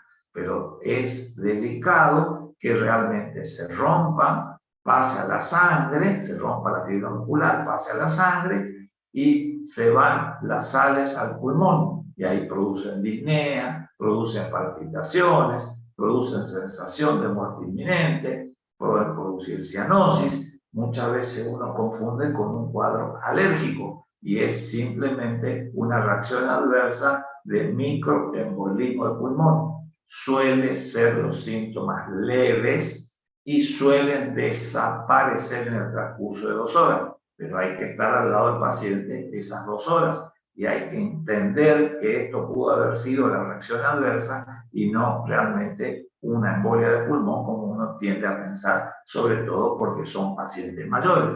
Entonces, cuidado de enfermería en la administración fundamentalmente. ¿Hay que controlar la orina? Sí hay que controlar la orina. Si yo les dije que es frecuente si uno lo pone como sustitución hormonal en una persona mayor y la patología prostática es mucho mayor en cuanto a la frecuencia, si se agranda la próstata, uno va a tener disuria. Recuerden que la próstata, más adelante vamos a ver algunas diapositivas de la próstata, pero la próstata es una glándula que rodea la uretra, motivo por el cual cuando se hipertrofia, contrae la uretra. Y al contraer la uretra nosotros tenemos disuria. Disuria es dificultad para orinar. Tenemos que hacer fuerza para orinar. El chorro miccional pierde fuerza, motivo por el cual se hace bífido, es decir, sale para otro lado o se duplica. Es decir, son síntomas, molestias, pesadez en la región del periné, que son síntomas de hipertrofia prostática. Entonces, si alguien está con tratamiento de testosterona, contrólenle si orina y pregúntenle si tienen dificultad para orinar. Acá ustedes ven lo que les terminaba de decir. Pensé que estaba más adelante. Una próstata de un tamaño normal y fíjense lo que es una próstata hiperplásica. Es decir, normalmente una próstata normal, para que ustedes tengan una idea, tiene aproximadamente 25 gramos, 30 gramos. Y sin embargo hay próstatas en hombres que llegan al hospital y que tienen 100, 120 gramos de próstata. Motivo por el cual el grado de obstrucción es muy importante. Si bien no es una relación lineal, esto es más grande, mayor dificultad, porque muchas veces lo que es importante es qué sector de la próstata está más crecido. Si es el sector que está alrededor de la uretra, el sector cefálico de la próstata, o es el periférico. Si se agrandó el periférico, no tiene tanta importancia, no va a tener tanta disuria. Por eso es que no siempre hay relación entre la clínica con la ecografía, porque uno puede tener una próstata muy grande sin tanta disuria y tener mucha disuria con una próstata relativamente pequeña. ¿Por qué esto último? Porque se hipertrofió la parte glandular que rodea a la uretra. Entonces, es importante que ustedes sepan que deben controlar la cantidad que orina el paciente, como también los síntomas que orina. Y por supuesto que en todo hombre que tenga una próstata hay que hacer un PSA. El PSA, que yo creo que ya es familiar para todos ustedes, es la traducción al inglés de antígeno prostático específico. La A antígeno, la P prostático, la S de specific en inglés, el antígeno prostático específico. Todo forma parte de la rutina, como todos los marcadores tumorales. Es importante siempre porque si tenés un factor predisponente, muchas veces puede terminar con un cáncer de próstata. Ahora, hay una relación, siempre se supo que hay más predisposición, pero no es que todos los pacientes que tengan testosterona terminarán con un cáncer. De ninguna manera, pero sí es de buena práctica cuidar. Y también hay que pedirle al paciente y asesorarle para que se haga análisis de sangre. ¿Por qué? Porque si dijimos que tenía poligloburia, hay que hacer el hematocrito para ver si el hematocrito está alto. Y por supuesto el control de la presión arterial, porque dijimos que producen hipertensión arterial. Son drogas anabólicas, ¿sí? Aumentan el desarrollo. Hipertensión arterial. Mírenle si tiene edemas y por supuesto controlan el peso. No hay que olvidarse de que esta droga se metaboliza en el hígado, motivo por el cual es importante hacer fundamentalmente hepatogramas para ver el grado de hepatotoxicidad que tienen, porque esto es muy importante. Y, como les dije, el aumento de peso. Vemos los dos preparados que hay en la Argentina. El Nevido, que es el undecanoato, que se da cada 3 meses, sale de 1.100 pesos. y el testosterona de POT, que es el enantato de testosterona, 1700, este viene de 250 miligramos. Por supuesto que las indicaciones son totalmente diferentes. Ahora bien, ¿qué pasa cuando nosotros tenemos mucha testosterona y tenemos una enfermedad que hace o que significa que no podemos tener tanta testosterona circulante en el organismo? Entonces nosotros usamos los antiandrógenos. ¿Cuándo usamos los antiandrógenos? Los antiandrógenos usamos cuando nosotros tenemos un cáncer de próstata, el adenocarcinoma de próstata. Si nosotros tenemos un cáncer de próstata, un adenocarcinoma de próstata, nuestros testículos estarán produciendo testosterona. Y esa testosterona se estará convirtiendo a dihidrotestosterona y estará estimulando a las células mucosas, a las células, glandulares de la próstata para que sigan aumentándose. Es como tener un incendio y darle más oxígeno o darle más nafta. Entonces, ¿qué hacemos en ese caso? Usamos drogas antiandrógenos que son bloqueantes de la acción de la testosterona. ¿Cómo se dividen? En esteroides y no esteroides. Esteroides son la espironolactona, la ciproterona, y no esteroides son la flutamina, la bicalutamida, la enzalutamida, que es la del 2018, y la apalutamida, que no está en el país. No, la darolutamida es la última, la del 2019, esa no está en el país. La bicalutamida sí, la enzalutamida también, y pasa por ahí la barrera hematocefálica, y esta última, la DARU, que seguramente saldrá comercializada cuando se apruebe dentro de unos años, no pasa la barrera hematocefálica. Estas drogas, ¿cuándo damos? Damos ante la presencia de un CA de próstata. Acá está el mecanismo de acción. Si nosotros estuvimos hablando de antiandrógenos, ¿sí? Vamos a ver el mecanismo de acción y es lo mismo que lo que vimos con la testosterona.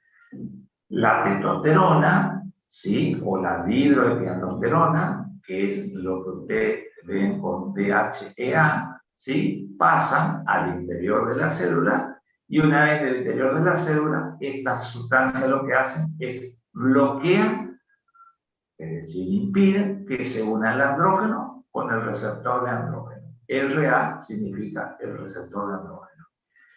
Esto hace de que realmente no se vaya la información hacia el núcleo.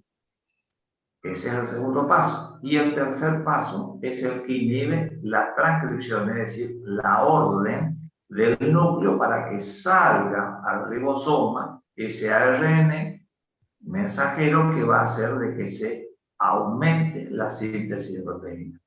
¿Quiénes actúan así? Actúan así la bicalutamida y la enzalutamida.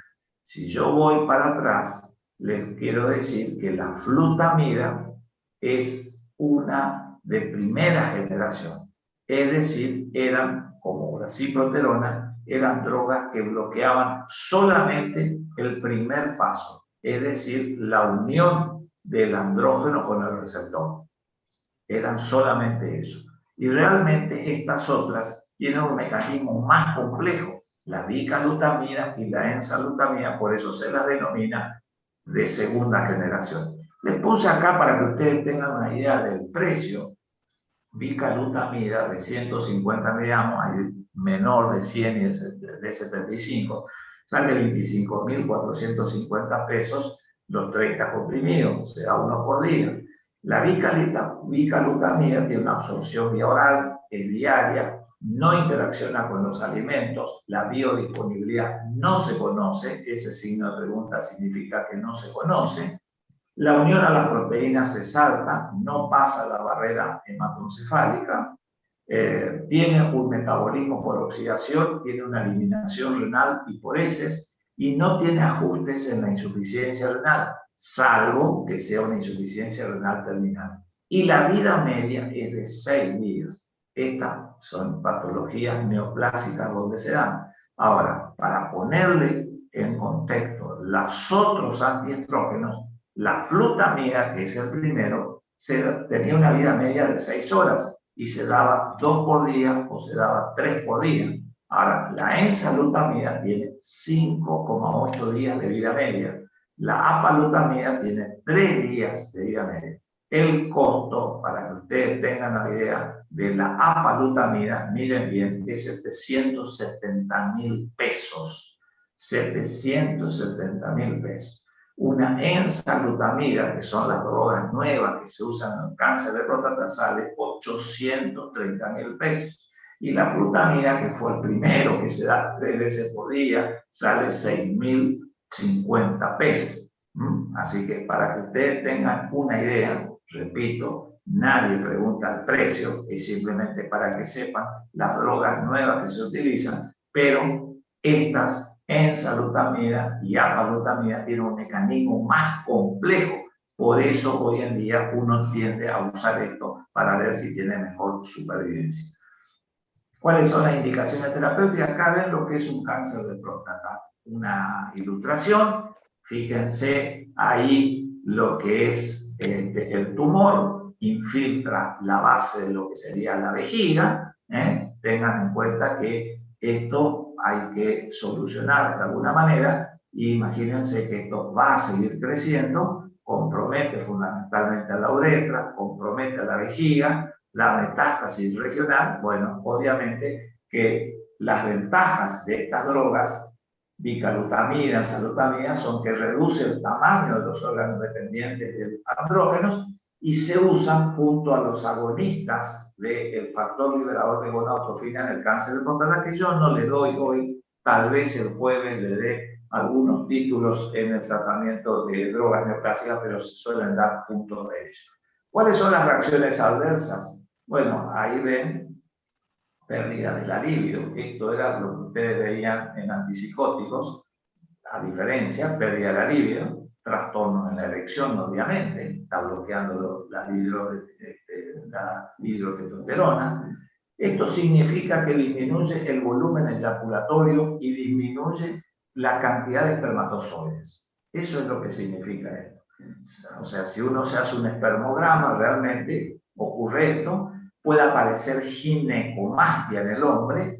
Eso es muy molesto, no solamente estéticamente, produce mucho a veces dolor, produce tensión a nivel del pezón, lastima la camisa, la remera, realmente es muy problema. Y si realmente se da en el hombre, en la mujer, lo que hace es feminiza un feto masculino. ¿Por qué? Porque es un bloqueante de los andrógenos. Entonces, si no vamos a tener andrógenos circulantes, hay una feminización de un feto masculino. Hay síntomas digestivos, hay sofocos, transpiración, puede haber hepatotoxicidad y también otras complicaciones hematológicas. Puede haber hipertensión, edema, parestesia, pérdida de peso, son muy importantes. Pero no todos tenemos adenocarcinoma o cáncer de próstata. Nosotros es mucho más común tener una hipertrofia prostática benigna o lo que se llamaba antes adenoma. Y ahí damos los inhibidores de la 5-reductasa. ¿Qué eran los inhibidores de la 5-reductasa? Sabíamos nosotros perfectamente que la testosterona, cuando pasa la membrana plasmática en el interior de la célula, del citoplasma, una enzima llamada 5-alfa-reductasa la transformaba a la testosterona en dihidrotestosterona. Y esa era la responsable de seguir los cambios y la actividad biológica. Bueno, la enzima, acá está, ya se lo dije, tiene una afinidad 10 veces mayor por el receptor de andrógeno. RA es receptor de andrógeno de la próstata que la testosterona. Está la dihidrotestosterona. Hay dos isoenzimas que son la tipo 1 y la tipo 2. El finasteride, que es la droga más común, inhibe la de tipo 1, y el glutasteride inhibe la de tipo 1 y tipo 2. Esta está en la próstata, en las vesículas seminales, en el epilídimo y fundamentalmente en el hígado. El mecanismo de acción es simple. Finasteride y glutasteride bloquea la 5-alfa-reductasa, entonces no se lleva a cabo la acción androgénica. Se cree que disminuye el tamaño de la próstata con el tiempo. Ahí ven fundamentalmente una hipertrofia prostática, un tamaño grande de la próstata ocasiona mucha disuria, motivo por el cual es importante, ahí ven lo que sería un receptor androgénico, y la diferencia que hay con las anteriores es que no son estrictamente bloqueantes, porque acá lo que es una inhibición de la enzima, o sea que es un antiandrógeno que actúa por un mecanismo distinto. Entonces, cuando uno habla de antiandrógeno, tiene que decir los que bloquean los receptores andrógenos y los que inhiben a la alfa-reductasa, que no son estrictamente bloqueantes de los receptores andrógenos. Este es el finasteride, que es el más común de todos, conocidos, es una droga vieja, tiene una absorción por vía oral, una máxima concentración a las 2 horas, una biodisponibilidad, no interacciona con los alimentos, tiene un alto porcentaje de unión a las proteínas, el metabolismo es en el citocromo 3 a 4, si la excreción renal es de los metabolitos y la vida media es de 6 a 8 horas. Un finasteride, hay distintos nombres comerciales, por eso es el nombre genérico, digamos. El precio, para que ustedes tengan una idea, es eso, de casi 2.000 a 4.000 pesos. El dutasteride es una droga más nueva. Y ahí ven un nombre comercial que le elegí al azar para demostrarles que viene en asociación con otras drogas. Y es un antagonista competitivo de los 2 tipos de inhibidores de la 5-alfa-reductasa, tanto los del tipo 1 como los del tipo 2. El tipo 1 es el que está en la piel, el tipo 2 es el que está en la próstata y en las vesículas seminales. Y la vida media es de 5 semanas e incluso hasta 6 meses después, dice la ficha técnica del producto, que después de suspender la ingesta todavía hay concentración en el plasma. Esto es fundamental tener en cuenta la diferencia que hay entre ellos, la vida media. Por supuesto que en el precio también vamos a ver la diferencia y está indicado tanto en la hipertrofia prostática benigna como en la alopecia, a diferencia del finasteride, que no, como no estaba en la piel, no se puede utilizar. Y viene como monodroga asociado a la tamsulosina. Esto es importante. Ahí ven el nombre comercial Redupro, que le tomé de Rafo, y el Redupro Duo, que es dutasteride más tamsulosina. Y es importante por los cuidados de enfermería, porque la tamsulosina es un alfa bloqueante que se usaba precisamente en la hipertrofia prostática benigna para mejorar fundamentalmente la diuresis. Es categoría X del embarazo, quiere decir que produce teratogénesis. Y las reacciones adversas son fundamentalmente las mismas del finasteride.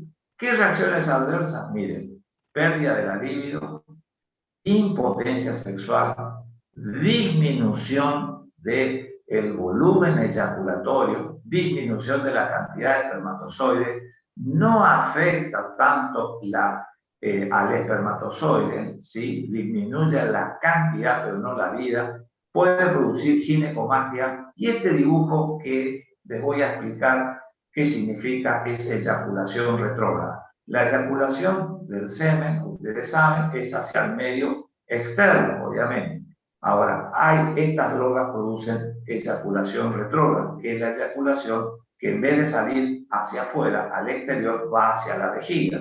Produce molestias más psicológicas en el hombre que realmente orgánicas, porque no produce nada. Y si esto ocurre normalmente en una persona joven, es causa de esterilidad. Muchas veces incluso hay técnicas para recoger el espermatozoide de las muestras de orina. Bueno, pero acá miren ustedes la próstata, que es lo que está en el círculo amarillo. Ven la vesícula seminal, que es lo rosado que está arriba. Ven el semen, que está ilustrado con el color blanco, que es lo que tiene que salir al exterior. La uretra, que es el camino. Y ahí ven la dirección que hay. Se produce el paso directamente a la vejiga. Esto es importante que ustedes sepan, y hay que advertirle al paciente que toma esto. Porque a veces el paciente dice, pero yo fui a la consulta porque no puedo orinar, porque tengo dificultad para orinar, pero resulta que me da medicación, que pierdo el interés en relaciones, tengo impotencia, tengo menos eyaculación de lo que tenía antes, me crecen las mamas, en fin, hay que alertarle al paciente que esas son las comunes. Ahora, también hay cutáneas, también hay la depresión y también están las cardiovasculares, motivo por el cual hay que controlarle la presión. Bien, con respecto a las hormonas sexuales secundarias, sexuales femeninas, perdón, vamos a ir al eje hipotálamo. Sabemos que fundamentalmente es lo mismo. Vamos a hablar del caso de las mujeres. Vamos a ver el ovario en el ciclo sexual femenino. Esto voy a ir un poco más rápido porque usted habitualmente es lo que más uno estudia y uno conoce más. Nosotros sabemos que hay dos fases. Una fase luteínica, vamos a empezar por el comienzo, perdón. Una fase folicular, que es la fase que comienza con el desarrollo del folículo. Se produce el estrógeno, aproximadamente en el día 14 se produce la ovulación y posteriormente la formación del cuerpo lúteo hace que se pase a la fase luteínica. ¿Cuáles son las hormonas? En la fase folicular es el estrógeno, en la fase luteínica fundamentalmente la progesterona y la ovulación es lo que da. ¿Qué funciones tienen? Bueno, el endometrio va a reconstruir, el estrógeno va a reconstruir, por supuesto, el endometrio, y la progesterona es lo que va a ser fundamental para el mantenimiento, como ustedes saben, de fundamentalmente el embarazo. Y lo que tienen que tener en cuenta es que el estrógeno está relacionado con la FSH y la progesterona está relacionada fundamentalmente con la LH. Dos conceptos fundamentales. La FSH es una droga o es una hormona que tiene una vida media de 3 horas.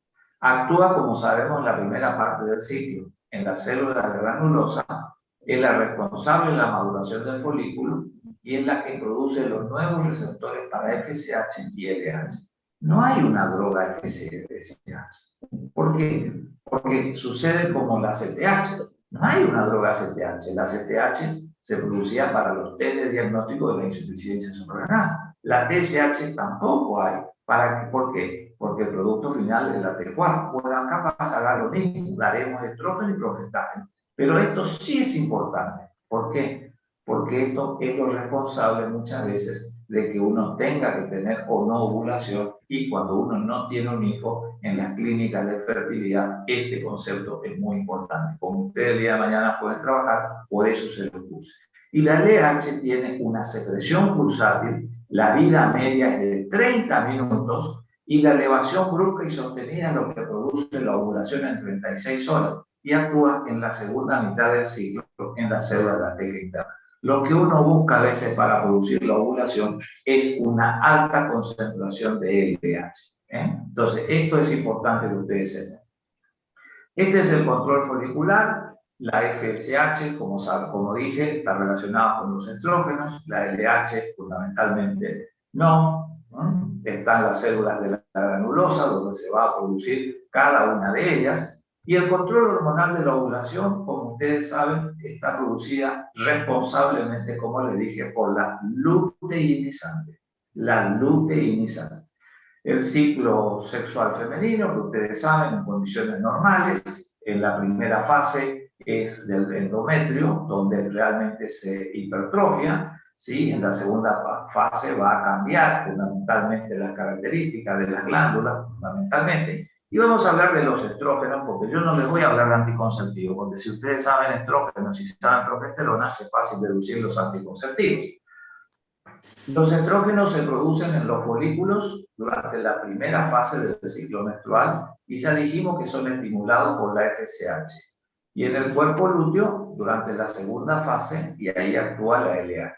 La placenta también produce estrógenos. Es el que es responsable de los caracteres sexuales secundarios. Si una mujer tiene un útero, si una mujer tiene trompa, si tiene el desarrollo de las mamas, si tiene un moldeado del cuerpo, realmente todo eso son caracteres sexuales secundarios y los primarios son el desarrollo adecuado del útero, de las trompas, la mucosa vaginal, etc. ¿Cómo se clasifican los estrógenos? En naturales y en sintéticos. El estradiol es por excelencia la natural.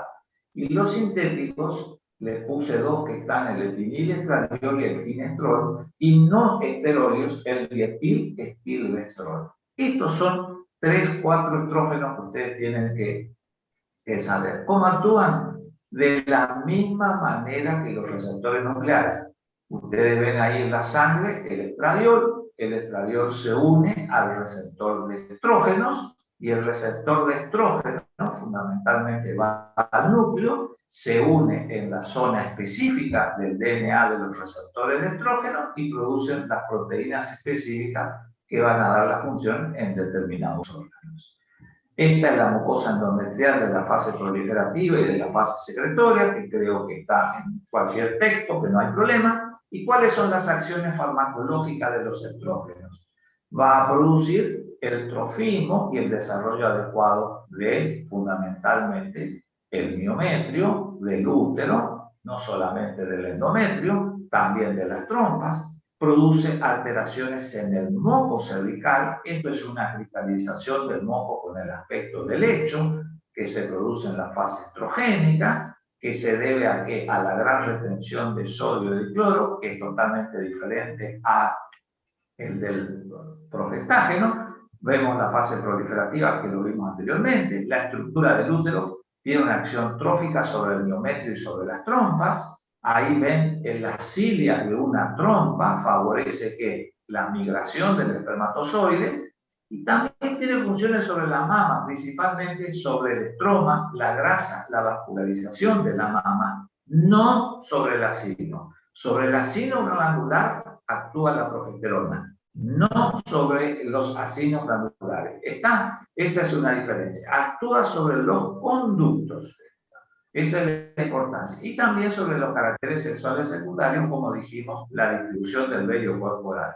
En el primer trimestre del embarazo, que donde también dijimos que por la placenta se producen estrógenos, son los responsables de hiperpigmentación de areolas, del pezón, de la región genital, del vello axilar y del vello púbico.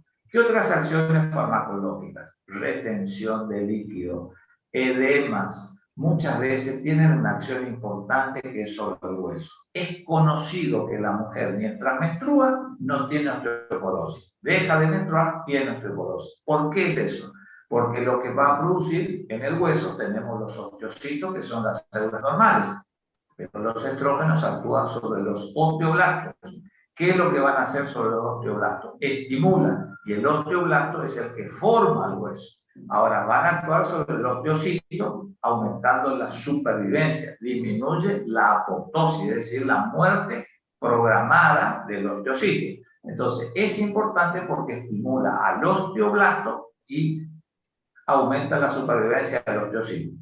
En conclusión, los estrógenos tienen una acción anabólica, es decir, una acción protectora sobre el hueso. Ahora bien, tiene una acción sobre la placa. Sobre la placa, ¿qué hace? Disminuye el LDL. El LDL es el colesterol malo. Aumenta el HDL. El HDL es el llamado colesterol bueno. Entonces tiene una acción protectora sobre la placa, inhibiendo la aterosclerosis. Por eso se dice que la mujer, mientras tiene estrógeno, no tiene tantos eventos cardiovasculares. Cuando entra en la menopausia, ocurre lo contrario. Favorece la producción de coágulos sanguíneos, aumentando los factores 2, 5, 9 y otros, y porque disminuye a las proteínas que son las responsables de mantener la coagulación de la sangre, la antitrombina 3 o el coágulo heparina. Entonces esto favorece que uno tenga coágulos. Y en la hipófisis, el estrógeno inhibe la secreción de FSH y la FSH produce un estímulo trófico sobre el folículo ovárico, y eso es lo que es importante que ustedes lo sepan. Entonces el estrógeno estimula por retroalimentación positiva la secreción de LH, que es la responsable de la ovulación. Y los estrógenos inhiben la secreción de prolactina. ¿Cuál es la farmacocinética? Ahí vemos una sal que es el valerato de estradiol, que es el más común, se absorbe por vía rápida y completa, se metaboliza en estrona y estriol. La biodisponibilidad del valerato de estradiol es del 3%. Prácticamente todo se desintegra antes de ejercer su acción farmacológica y no tiene interacción con los alimentos, y la máxima concentración es lenta. La unión a las proteínas, de vuelta, la proteína SHBG quiere decir globulina de unión a las hormonas sexuales. Es bajo, 40%, y tiene una fracción libre de 1 a 1,5%. Tienen un metabolismo hepático y tienen un metabolismo extrahepático, y se eliminan por bilis y circulación enterohepática luego renal con sulfatos y glucuronios. Otra de las características, en general, esa era del estradiol, en general de los estrógenos, le puso otro nombre comercial, que es una asociación anticonceptiva, es que se absorben por cualquier vía de administración, sufren una inactivación intestinal, por lo que la biodisponibilidad es baja, se metabolizan lentamente y se emplea la vía oral. Y vamos a ver las reacciones adversas, que es lo que me interesa que ustedes sepan. Náuseas y vómitos producen una hiperplasia. Cuando uno da estrógeno solo, esto no es combinado con anticonceptivo, es estrógeno solo, produce hipertrofia miometral. Eso puede producir alteraciones de la menstruación, menstruaciones irregulares. Es un factor de riesgo fundamentalmente para cáncer de endometrio, produce dolor, tumefacción mamaria, produce hipertrigliceridemia, puede producir modificaciones en la presión arterial, hipertensión, puede producir aumento del riesgo para trombosis venosas y, por supuesto, el dolor en la mama. Y en los hombres, los estrógenos obviamente producirán fundamentalmente ginecomastia. También van a producir náuseas, van a producir sofocos. Y el dietilestilbestrol, que es el sintético, imagínense, en el primer trimestre de un embarazo, modifica el aparato genital del feto, motivo por el cual antes de dar estrógenos asegúrense que la mujer no esté embarazada.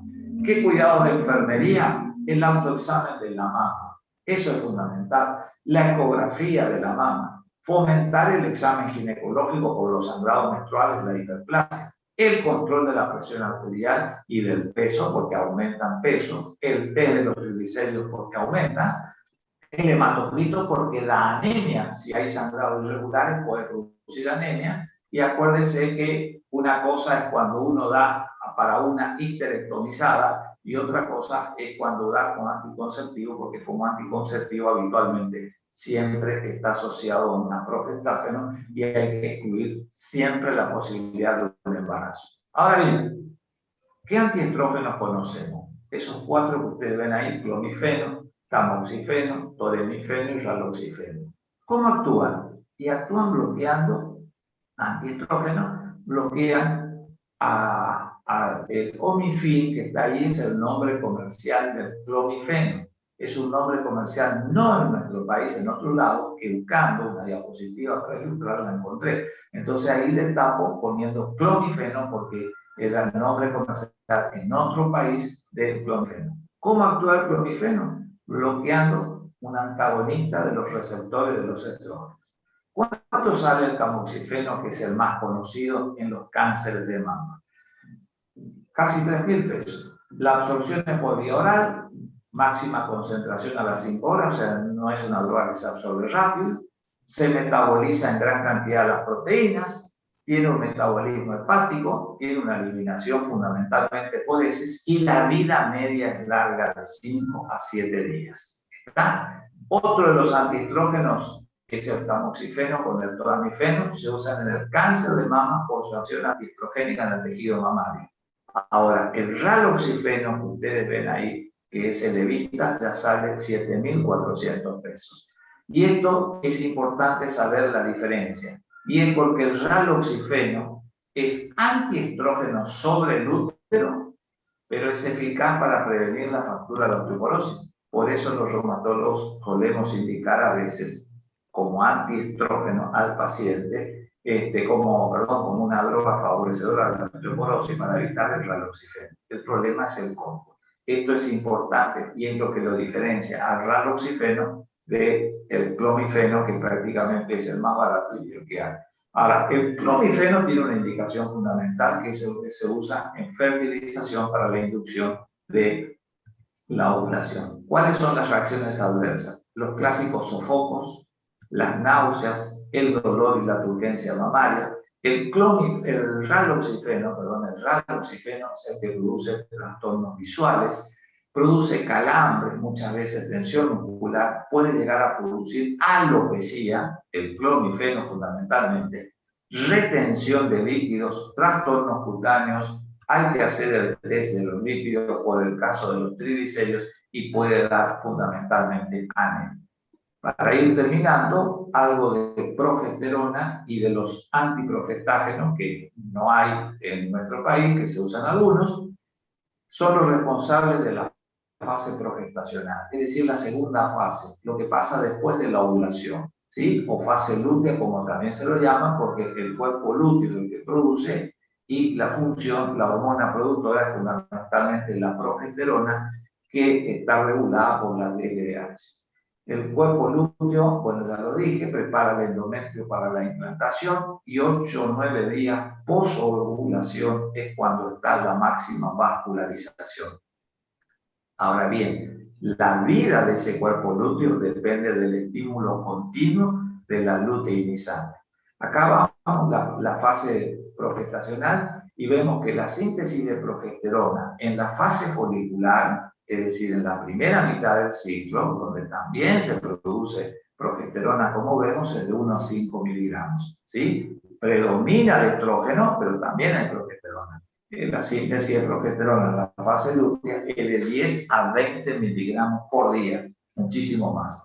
El mecanismo de acción es lo mismo. La hormona esteroidea entra, se une al receptor y se va al núcleo, al ADN, y ahí estimula la síntesis de proteínas para que se lleve a cabo una determinada acción en los órganos blancos. ¿Cómo se clasifican?